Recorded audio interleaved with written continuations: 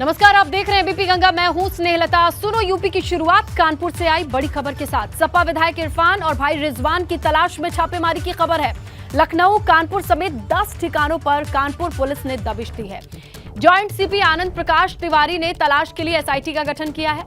मामले की जांच इंस्पेक्टर अशोक दुबे को सौंपी गई है। टीम में एसीपी कोतवाली Abhishek Pandey, Colonelganj inspector Ratnesh Singh, inspector Dinanath Mishra crime branch, inspector Asif Siddiqui cyber cell, दरोगा मनीष चौहान और दरोगा प्रवीण कुमार, हेड कांस्टेबल विनोद और नाम शामिल हैं इस टीम में जो कि दबिश दे रहे हैं। क्या है ताजा अपडेट? हमारे सहयोगी रतीश के पास जानकारी है। रतीश, ये बताएं कि अभी कितनी कामयाबी हाथ लगी है पुलिस डिपार्टमेंट से, कोई अपडेट? देखिए, फिलहाल कानपुर पुलिस के हाथ खाली हैं और कानपुर पुलिस को फिलहाल कोई कामयाबी हाथ नहीं लगी है। समाजवादी पार्टी के विधायक इरफान सोलंकी और उनके भाई रिजवान सोलंकी फरार हैं। वो जब चाहते हैं तब अपना मोबाइल ऑन करके टेक्स्ट करते हैं, मैसेज करते हैं। कल दोपहर में जो उनकी पत्नी नसीम सोलंकी ने प्रेस कॉन्फ्रेंस की, उसकी इत्तला खुद इरफान सोलंकी ने अपने मोबाइल से दी, जो मुझे भी प्राप्त हुई थी। लेकिन पुलिस ने साइबर सेल, क्राइम ब्रांच के तमाम अधिकारियों को, इंस्पेक्टर्स को लगाया है। टीम कॉन्क्रीट बनाई है, एसआईटी गठित की है। बावजूद इसके अब तक न तो इरफान सोलंकी को पकड़ा जा सका है, न रिजवान सोलंकी को पकड़ा जा सका है। हालांकि एक एसआईटी जरूर गठित की है एसीबी कोतवाली के नेतृत्व में, लेकिन फिलहाल अगर कहा जाए तो 2 दिन से ज्यादा का वक्त बीत चुका है। लेकिन पुलिस के हाथ खाली है। हालांकि पुलिस दावा कर रही है लखनऊ और कानपुर में तमाम टीमों ने दबिश भी दी है, जो ठिकाने हो सकते हैं विधायक और भाई के छिपे होने के। लेकिन ये जरूर कहा जा सकता है कि पुलिस दावे जरूर कर रही है, लेकिन फिलहाल अभी उनकी अप्रोच से, उनके हाथ से विधायक और भाई दोनों कहीं गायब हैं। जी बिल्कुल, और देखना ये होगा कि कब तक ये लुका छिपी का खेल चलता है, क्योंकि इरफान सोलंकी जब चाहे अपडेट दे सकते हैं, लेकिन पुलिस के हाथ अभी तक खाली हैं। शुक्रिया रतीश तमाम जानकारी के लिए। तो देखिए, इरफान और भाई रिजवान सोलंकी की तलाश है कानपुर पुलिस को। बड़ी सी टीम बनाई गई है और ये टीम जगह जगह दबिश दे रही है। लखनऊ से लगाए कुल 10 ऐसे ठिकाने हैं जहां पर पुलिस की सरगर्मी तो तेज है, लेकिन अभी तक कोई अपडेट नहीं है। और आज सुप्रीम कोर्ट, हाई कोर्ट से लेकर वाराणसी डिस्ट्रिक्ट कोर्ट तक ज्ञानवापी मामले से जुड़ी कई सुनवाई है।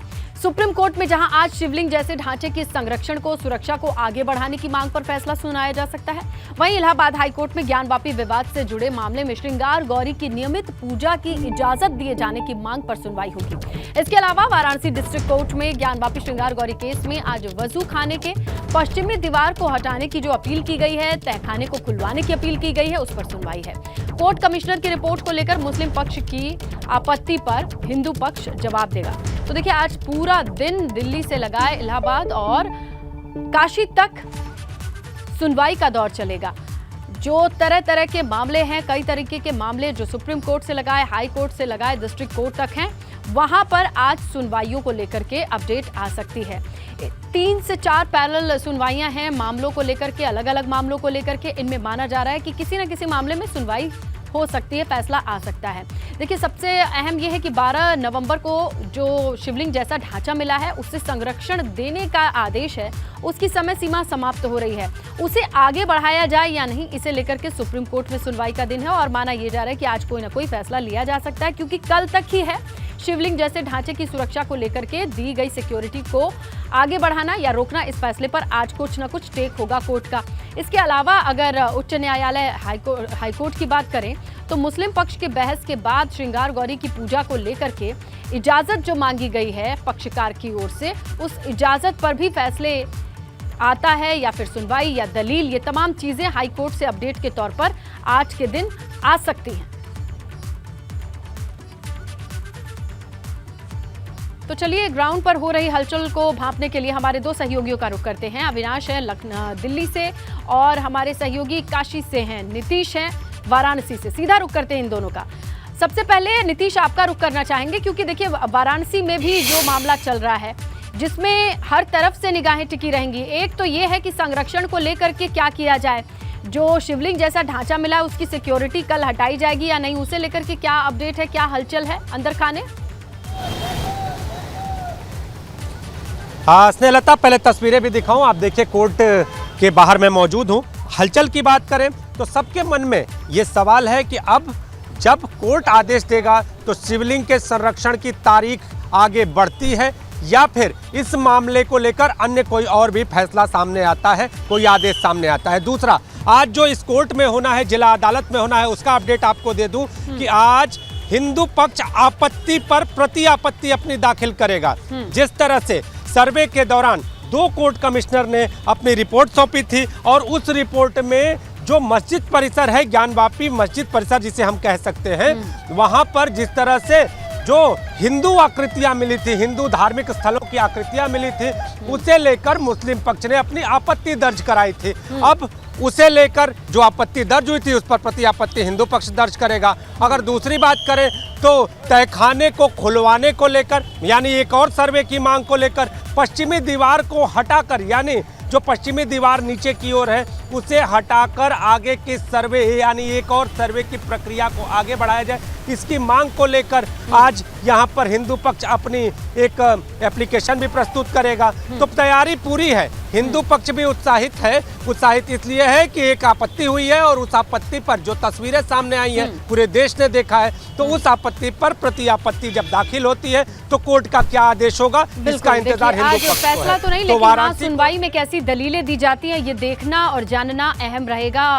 क्या चीजें हिंदू पक्ष की ओर से आती हैं, है ना नीतीश? चलिए दिल्ली चलते हैं और अविनाश से जानकारी लेते हैं कि सुरक्षा को लेकर के आगे मियाद बढ़ाई जाएगी, सुरक्षा देने का फैसला आगे बढ़ाया जाएगा या यहीं रुकेगा? किस तरीके की दलीलों को लेकर के चर्चा चल रही है इस वक्त दिल्ली में, अविनाश?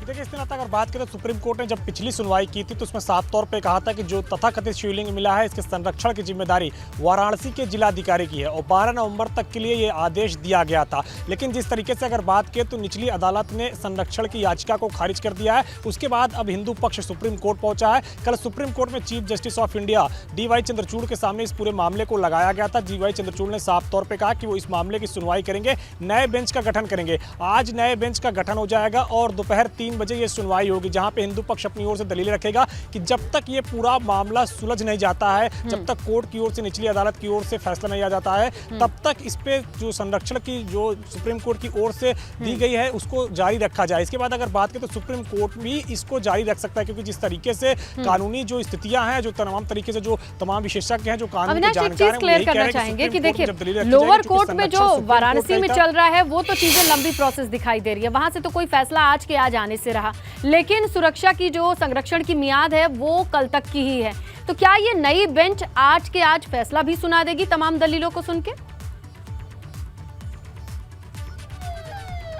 बिल्कुल, अगर बात करें इस तरह तो जो संरक्षण के फैसला है वो आज ही सुनाया जाएगा, क्योंकि संरक्षण की जिम्मेदारी कल तक वाराणसी के जिलाधिकारी की है। यानी कि जो मस्जिद के अंदर तथाकथित शिवलिंग मिला है सर्वे के बाद, जिसको शिवलिंग कहा जा रहा है, उसके संरक्षण से जुड़े हुए ये मामले की याचिका है। तो इस याचिका पर सुप्रीम कोर्ट आज ही सुनवाई करके आज ही फैसला देगा। नए बेंच पर ये मामला जाएगा, लेकिन कुल मिलाकर के संरक्षण को लेकर के फैसला आज ही सुप्रीम कोर्ट से आ सकता है।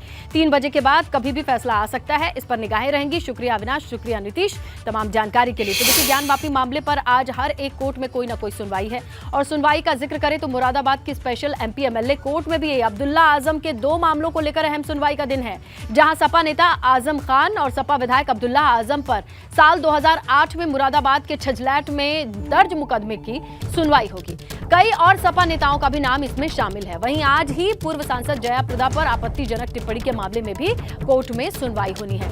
साल 2019 में मुरादाबाद के कटघर थाने में दर्ज इस मामले में सपा सांसद डॉक्टर ST हसन, सपा नेता आजम खान, विधायक सपा अब्दुल्ला आजम सहित कई नेताओं का नाम शामिल है। और देखिए, मैनपुरी लोकसभा उपचुनाव में सपा उम्मीदवार डिंपल यादव के नाम की घोषणा के बाद बीजेपी में बैठकों का दौर शुरू हो गया है। लखनऊ से मैनपुरी तक बैठकें चली जा रही हैं। मैनपुरी में तो महामंत्री संगठन धनपाल सैनी खुद पहुंचे और पार्टी के पदाधिकारियों के साथ बैठक की, कार्यकर्ताओं के साथ बैठक की। स्थानीय चुनाव संयोजक भी नियुक्त किए हुए हैं। ऐसे में आज चुनाव प्रभारियों के नाम की घोषणा भी बीजेपी कर सकती है। मैनपुरी और खतौली सीट पर उम्मीदवार तय करने के लिए कल नाम पर आखिरी मंथन होगा।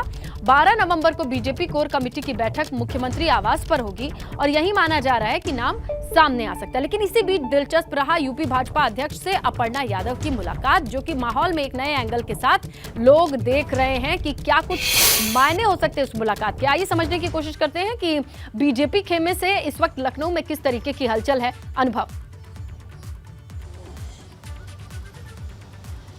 देखिए, आपने बिल्कुल ठीक कहा कि किस तरीके से बीजेपी में मंथन चल रहा है, क्योंकि मैनपुरी में समाजवादी पार्टी ने तो बाई इलेक्शन के लिए अपने उम्मीदवार के नाम की घोषणा कर दी। डिम्पल यादव को समाजवादी पार्टी ने अपना कैंडिडेट बनाया और अब बीजेपी की बारी है किसको चुनाव मैदान में उतारे, इस उपचुनाव को कैसे जीते, क्योंकि 2024 से पहले मैनपुरी का ये उपचुनाव केवल एक उपचुनाव नहीं है बल्कि बहुत बड़ा मैसेज देने वाला ये चुनाव होगा। इसीलिए बीजेपी बार बार जो कह रही है कि हम इस सीट पर जीत हासिल करेंगे, तो रणनीति के साथ ये भी ज़रूरी है कि उम्मीदवार कौन होगा और क्या ऐसा उम्मीदवार होगा जिसकी स्वीकार्यता होगी मैनपुरी में। क्या मैनपुरी के लोग नेताजी के निधन के बाद जिस सीट पर चुनाव हो रहा है वहाँ बीजेपी के उम्मीदवार को वोट देंगे। इन्हीं सारी चीज़ों को लेकर मंथन चल रहा है। धर्मपाल सैनी महामंत्री संगठन है, वो कल पहुंचे थे मैनपुरी। वहाँ पर रामनरेश अग्निहोत्री थे जो खुद मैनपुरी से ही आते हैं, दूसरी बार जीते हैं वहाँ बोगांव से, सरकार में मंत्री भी रहे वो भी वहाँ पर थे। अश्विनी त्यागी भी वहाँ पर थे, कुछ और एमएलसी हैं, कुछ और पदाधिकारी, उन सब लोगों के साथ बैठक की है, रणनीति पर चर्चा हुई है, खासतौर से ये कि किसे यहाँ से उम्मीदवार बनाया जाए, क्या वोटों का समीकरण है, इन सारी चीज़ों पर। प्रदेश अध्यक्ष जो है वो दिल्ली में मौजूद हैं, धर्मपाल सैनी महामंत्री संगठन वो भी दिल्ली चले गए हैं। अपर्णा यादव ने कल प्रदेश अध्यक्ष भूपेंद्र चौधरी से उनके आवास पर जाकर मुलाकात की। बहुत सारी चर्चाएं हो रही हैं कि क्या कुछ बात हुई, लेकिन हमारे जो सोर्स है उनका साफ तौर पर कहना है कि अपर्णा यादव ने फिलहाल ये कहा है कि उस उपचुनाव में वो नहीं बिल्कुल। और इसी बीच आपको ये बताते चले कि खतौली विधानसभा उपचुनाव को लेकर रालोद सपा गठबंधन प्रत्याशी का आज ऐलान कर सकता है। रालोद ने खतौली में पूरी ताकत झोंक दी है। पार्टी के नेताओं ने खतौली में डेरा डाल रखा है।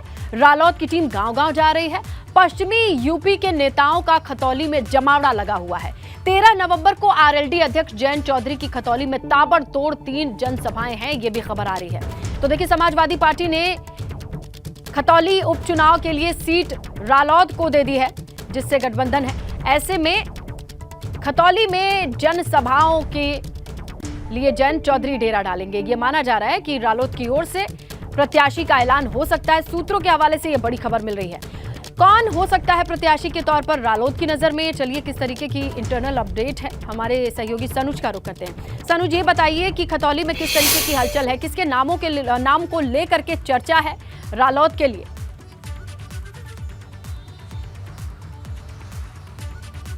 हाँ, देखिए, हलचल तो बढ़ी हुई है और पश्चिम उत्तर प्रदेश में राजनीतिक पारा भी चढ़ा हुआ है। चूंकि खतौली विधानसभा सीट को लेकर जहां बीजेपी पूरी ताकत झोंक रही है, वहीं राष्ट्रीय लोकदल ने भी पूरी ताकत झोंक रखी है। राष्ट्रीय लोकदल के तमाम नेता हैं वो मुजफ्फरनगर जा रहे हैं, खतौली जा रहे हैं, लगातार गांव-गांव जनसंपर्क कर रहे हैं, लोगों को तमाम जानकारियां दे रहे हैं। लोकदल और समाजवादी पार्टी गठबंधन के प्रत्याशी के पक्ष में माहौल बनाने की पूरी कोशिश कर रहे हैं। हालांकि देखिए, जो नामों की फहरिस्त है वो नामों की फहरिस्त बहुत लंबी है। 2 चर्चाएं निकलकर सामने आ रही हैं। एक तो ये है कि जो जयंत चौधरी हैं वो 13 नवंबर को खतौली में 3 जनसभाएं करने जा रहे हैं। एक जनसभा उनकी मंसूरपुर में होगी, दूसरी पीपलहेड़ा में होगी और तीसरा खेड़ी कुरैशी में होगी। तो एक ही दिन में 3 जनसभाएं करके जो जयंत चौधरी हैं, राष्ट्रीय लोकदल के मुखिया हैं, राज्यसभा सांसद हैं, वो पूरा एक राजनीतिक पारा पूरी तरीके से चढ़ा देंगे। लेकिन 2 चुनौतियां उनके सामने भी हैं। पहली चुनौती ये, चूंकि पार्टी में तमाम नेताओं की फहरिस्त है टिकट में, उसमें तो ऐसा कौन सा नाम पर मोहर लगेगी कि जो वहां पर जीत का परचम लहराएगा। अब बात बीजेपी की कर लेते हैं। तो देखिए, बीजेपी के लिए भी चुनौतियां कम नहीं है। आप ये देखिए कि 2 बार लगातार वहां पर बीजेपी चुनाव जीती है। क्या तीसरी बार वहां पर कमल खिलेगा? किस प्रत्याशी के नाम की घोषणा होगी? कौन प्रत्याशी होगा? कौन इस गठबंधन से सामने लोहा ले पाएगा? तो तमाम ऐसी जो बातें हैं, इसको लेकर मंथन चल रहा है। दोनों ही पार्टियों के लिए कहीं ना कहीं चुनौतियां कम नहीं है। सबसे बड़ी बात तो ये कहना है कि चुनाव हम नहीं, कमल का फूल लड़ता है, लेकिन रालोद के लिए नाम सामने आ सकता है, ये सूत्र बताते हैं। आगे बढ़ेंगे, बात करेंगे विधानसभा सीट पर होने वाले उपचुनाव के लिए आज से नामांकन हो सकेगा। आजम खान को सेशन कोर्ट से राहत नहीं मिली, इसके बाद चुनाव आयोग ने अधिसूचना जारी कर दी है। नामांकन की आखिरी तारीख जो है वो 18 नवंबर है।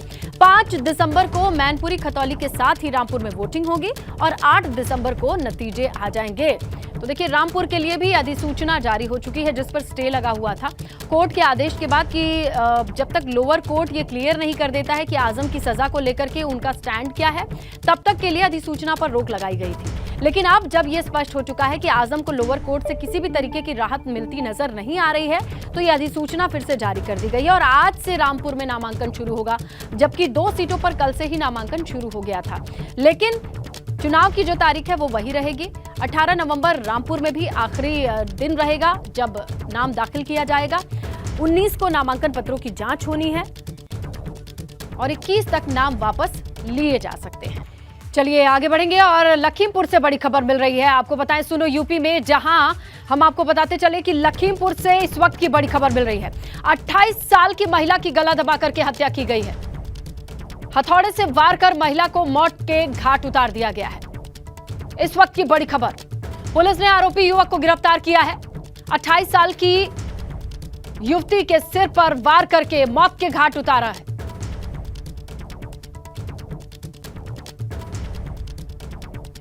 सदर कोतवाली के मिश्राना चौकी इलाके की यह घटना बताई जा रही है। महिला के सिर पर हथौड़े से वार किया गया है और उसे मौत के घाट उतार दिया गया है। लखीमपुर खीरी से इस वक्त बड़ी खबर मिल रही है। 28 साल की महिला, हथौड़े से वार कर महिला को मौत के घाट उतार दिया गया।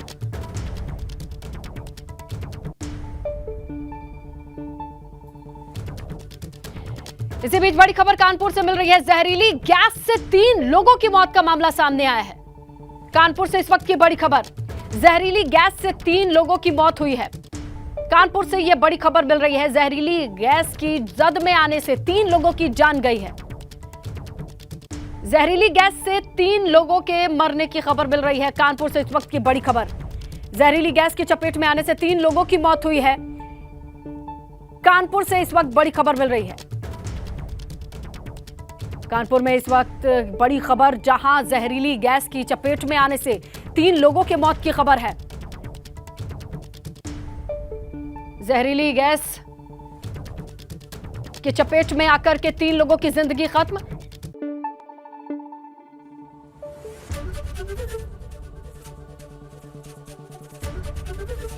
एबीपी गंगा, खबर आपकी, जुबान आपकी।